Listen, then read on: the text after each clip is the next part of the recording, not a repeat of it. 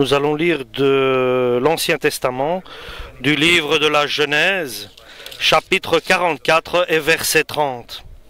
Donc je répète, le livre de la Genèse, dans l'Ancien Testament, c'est le premier livre de l'Ancien Testament, chapitre 44 et verset 30.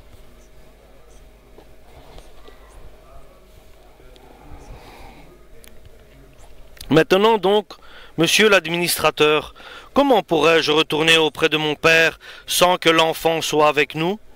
La vie de mon père dépend tellement du sort de cet enfant, qu'il mourra s'il ne le voit pas revenir. Nous serons alors coupables de l'avoir fait mourir de douleur dans sa vieillesse. De plus, je me suis déclaré responsable de l'enfant devant mon père. Je lui ai dit, si je ne te ramène pas, je serai pour toujours coupable à ton égard. Je t'en supplie, permets-moi donc de rester ici comme esclave à ton service à la place de l'enfant, pour qu'il puisse repartir avec ses autres frères.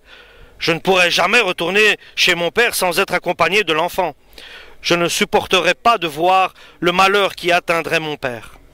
Alors Joseph, incapable de contenir son émotion devant les gens de son entourage, leur ordonna de sortir. Ainsi, était-il seul avec ses frères quand il se fit reconnaître d'eux, quand il pleurait si fort que les Égyptiens l'entendirent et que la nouvelle en parvint au palais du Pharaon. Joseph dit à ses frères, « C'est moi, Joseph. Mon père est-il encore en vie ?» Mais ses frères furent tellement saisis qu'ils furent incapables de lui répondre. « Approchez-vous de moi, leur dit-il. » Ils s'approchèrent, Joseph reprit, « C'est moi, Joseph, votre frère, que vous avez vendu pour être emmené en Égypte. Ne vous tourmentez pas et ne vous faites pas de reproches pour m'avoir vendu ainsi. C'est Dieu qui m'a envoyé ici à l'avance pour que je puisse vous sauver la vie. Il y a déjà eu 2 années de famine dans le pays, mais pendant 5 années encore, on ne pourra ni labourer la terre, ni récolter les moissons. Dieu m'a donc envoyé dans ce pays avant vous, pour que vous puissiez y avoir des descendants et y survivre. C'est une merveilleuse délivrance. Ce n'est pas vous qui m'avez envoyé ici, mais Dieu. Et c'est encore lui qui a fait de moi le ministre le plus puissant du Pharaon, responsable du palais royal et administrateur de toute l'Égypte. Maintenant, dépêchez-vous d'aller dire à mon père, voici le message que t'adresse ton fils Joseph. Dieu a fait de moi le maître de toute l'Égypte. Viens chez moi sans tarder. Tu t'installeras dans la région de Goshen avec tes enfants, tes petits-enfants, ton bétail, moutons, chèvres et bœufs et tous les biens. Et tout est bien. Tu seras ainsi tout près de moi. Ici je te fournirai des vivres pour toi, ta famille et tes troupeaux, afin que vous ne manquiez de rien, car il y aura encore 5 années de famine. Amen pour la parole du Seigneur.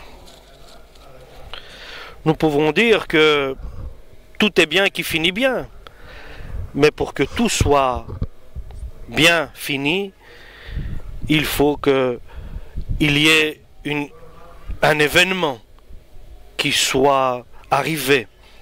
Ici, Joseph est un des fils de Jacob et Rachel.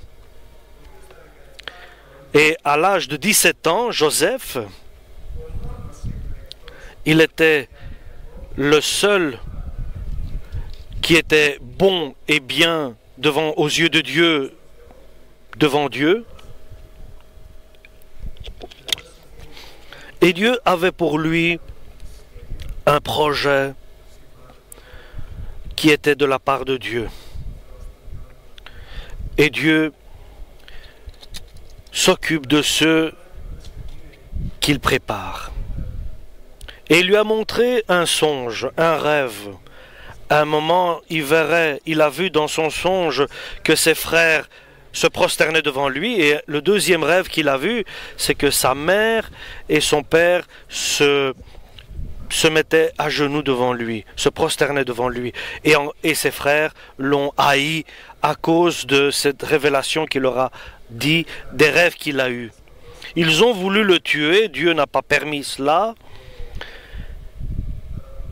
Et selon le conseil de Judas, ils l'ont vendu à des marchands qui traversaient l'endroit et qui allaient en Égypte.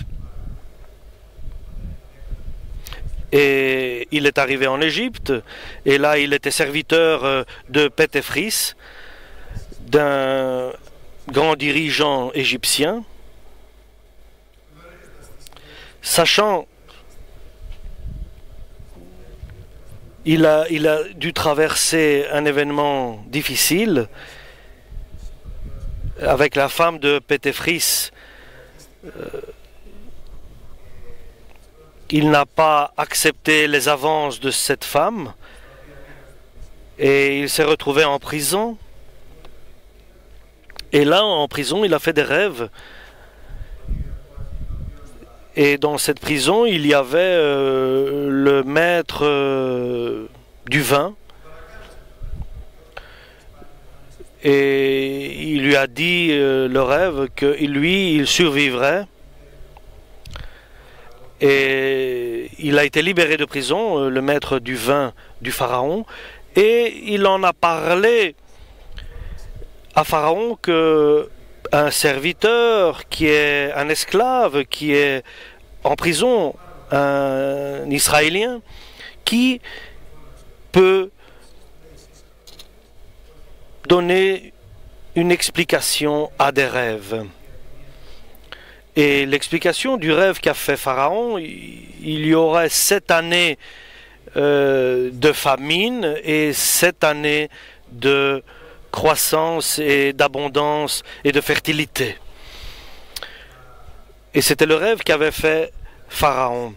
Et Pharaon cherchait alors une personne qui s'occuperait de cela, que pendant les 7 premières années où il y aurait de l'abondance et de la fertilité, qu'on puisse récolter et mettre dans les granges et dans les dépôts la récolte.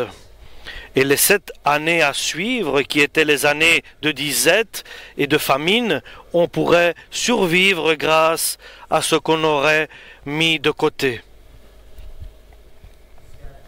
Et pourquoi tout cela arrive? La caractéristique est que Joseph est resté fidèle à Dieu. Les années sont venues, les années de la famine sont arrivées après les 7 ans de croissance et de fertilité. Et alors, le père de Joseph a envoyé ses fils pour aller en Égypte pour chercher de la nourriture. Et là, lorsqu'ils sont venus devant Joseph pour demander de la nourriture, Joseph les a reconnus. Il a reconnu ses frères qu'il avait vendus aux marchands. Et Joseph demande que l'un des frères, de ses frères, Benjamin, le plus jeune, reste là avec eux et qu'il le garde comme garantie.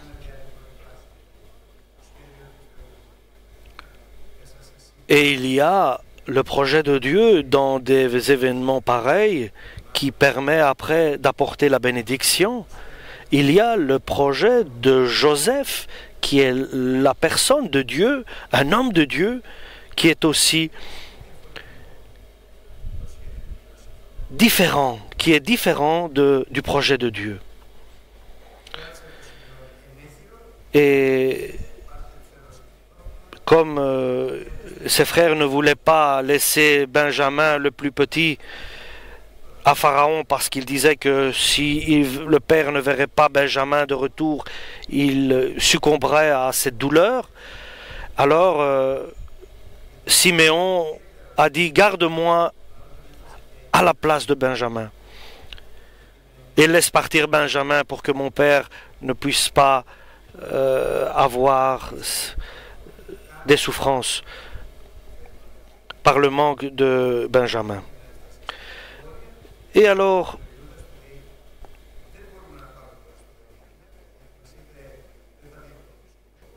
ils sont revenus de nouveau en Égypte pour rechercher de nouveau à manger. Et Joseph leur a donné à manger. Et pendant qu'il les renvoie, il a fait une manière, il a mis dans le sac d'un des frères, il y avait une coupe qui avait été volée et ils l'ont retrouvée dans les bagages des frères. Et il a été retrouvé dans le sac de Benjamin. Et alors les gardes les ont fait revenir. Et il y a quelque chose qui va changer les projets de Joseph. Et les projets de Dieu vont s'accomplir. Et lorsque ses frères ont compris que Benjamin va être gardé comme prisonnier à cause de cet acte qui n'était pas de lui-même, mais que Joseph avait fait faire, et ils ont montré leur amour envers leur père, surtout Judas, qui avait vendu Joseph. Moi, j'ai promis à mon père que si Benjamin ne revient pas à la maison, mon père mourra de douleur et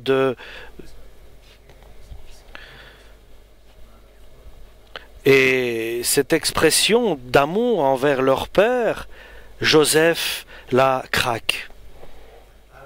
Il a compris le projet de Dieu. Il a compris pourquoi tout cela est arrivé. Et lorsqu'il a compris le projet de Dieu, il a glorifié Dieu en disant: pardonne mes frères de tout mon cœur, pour que Dieu puisse faire ses volontés. Il n'était pas facile à Joseph de pardonner à ses frères pour tout ce qu'ils lui ont fait. Mais ce moment-là où les frères s'expriment pour leur père, les fils de Jacob en faire leur père, et nous savons que l'homme ne peut pas aimer, seulement Dieu verse son amour dans le cœur des hommes par le Saint-Esprit. Et il y a 15 ans que se sont passés ces événements. Donc, ils l'ont vendu à 17 ans, donc il devait avoir 32 ans. Il a à 32 ans, et il y a encore 5 ans de famine qui doivent se réaliser.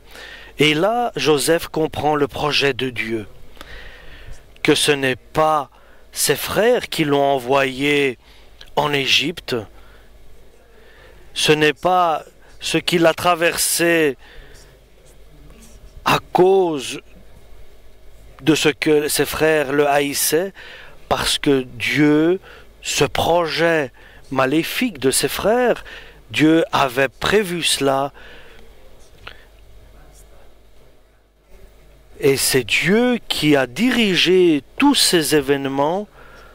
Il n'a pas permis qu'il meure, il n'a pas permis qu'il reste dans le puits où il avait été jeté, mais il fallait qu'il soit vendu et qu'il arrive à destination en Égypte.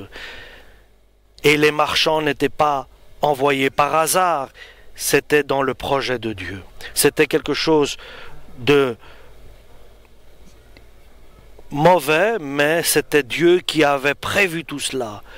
Et là, Joseph a compris pourquoi Dieu avait permis tous ces événements. Et vous savez, chers frères et sœurs, il est très important de savoir et de comprendre et de prendre conscience que tout ce qui arrive dans ta vie, dans notre vie, dans ma vie, toi qui es fidèle à Dieu, tout cela concourt pour le bien, pour notre bien, suivant que Dieu a prévu déjà tous ces événements. Dieu avait prévu déjà tous ces événements. Et c'est Dieu qui avait préparé le chemin de Joseph pour le nommer ministre de l'Égypte. Et le projet de Dieu était de faire venir le peuple d'Israël en Égypte, pour que là, il puisse évoluer. Et il est très important de comprendre et de prendre conscience que tout le mal qui arrive à l'homme qui reste fidèle à Dieu, Dieu le permet parce que c'est Dieu qui tient les rênes de notre vie. Si tout le mal qui est arrivé à Joseph, c'était pour la destruction de Joseph, Dieu n'aurait pas laissé cela. Mais puisque c'était entre les mains de Dieu, Dieu n'a pas permis que Joseph meure en Égypte. Et nous devons comprendre et accepter et glorifier Dieu pour chaque événement qui arrive dans notre vie, quoi qu'il arrive, quoi que cet événement a des conséquences malheureuses. Mais restons fidèles à Dieu. Dieu a derrière un événement, un projet pour nous, saints et pour le salut de notre âme. Alléluia! Pour le grand salut et la suite de ceux qui ont été connus avant la fondation du monde. Ceux que Dieu a connus avant la fondation du monde. C'est ainsi qu'il est écrit dans la Bible. Et pour que cela soit développé, pour que cette œuvre, ce projet se développe et s'accomplisse, il faut que nous soyons dans la présence de Dieu. Ou bien, à un moment, nous devons revenir vers Dieu. Joseph, il était toujours avec Dieu, mais il n'avait pas pardonné ses frères pour ce qu'ils lui ont fait. Et Dieu a patienté. Dieu a continué son projet jusqu'au moment où est arrivé cet instant où il se dévoile, où Joseph se dévoile à ses frères parce qu'ils ont exprimé l'amour envers leur père. Et ce qui n'y avait peut-être pas, mais là, Dieu a mis cet amour pour leur père à toucher Joseph.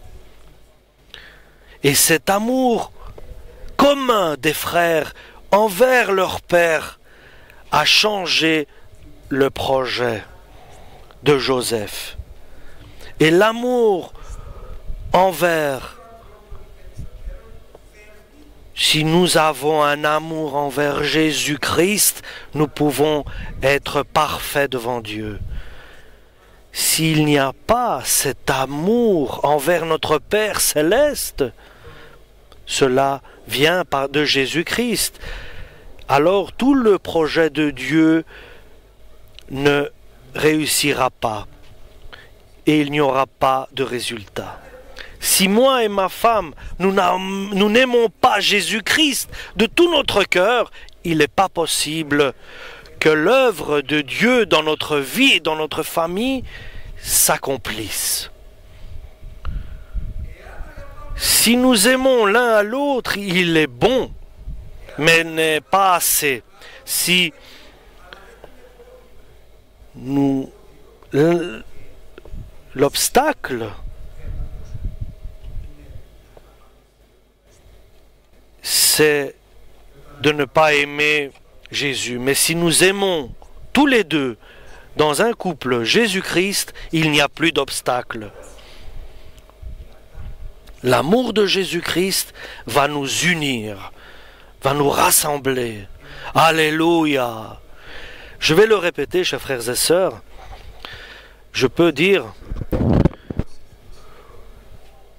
je peux peut-être avoir une grande force, mais quoi qu'il arrive à l'enfant de Dieu, quoi qu'il arrive, l'enfant de Dieu doit avoir confiance et qu'il doit se tenir à Dieu. Et il doit comprendre et prendre conscience que derrière tous ces événements qui lui arrivent, c'est Dieu qui permet. Puisque Dieu a permis, c'est que Dieu gère chaque situation et le résultat sera parfait, car c'est Dieu qui gère notre vie. Alléluia. Nous remercions Dieu